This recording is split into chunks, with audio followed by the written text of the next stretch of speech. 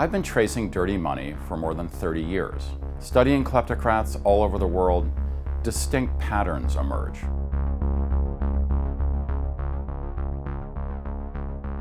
The thing about kleptocrats is that the moves and tricks they like to use each contain the seeds of their own destruction. They can get caught at every stage. And those patterns are the basis of our new game, Kleptocrat: How to Hide Dirty Money. In virtually every case, corrupt people took 6 separate steps to conceal their assets. Take the money under the table, create a financial structure to hide it, move the money into the structure, network with family members to run the operation, cover up their tracks, and last, since it's no fun for the money to sit gathering dust, take the money out and enjoy it. I know nothing about Paul Manafort or the allegations in the indictment against him.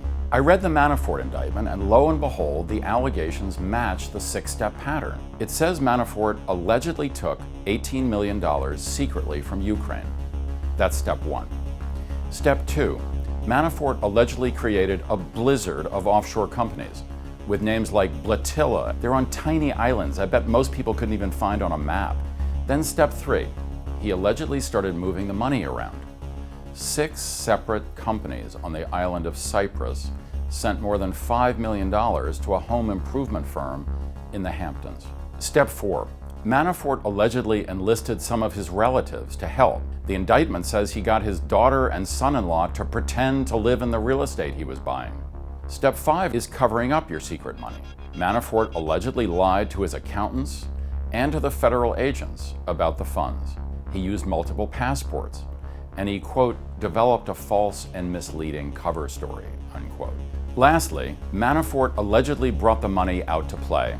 The indictment says he, quote, used his hidden overseas wealth to enjoy a lavish lifestyle in the United States. I guess sometimes a game can help you understand the news.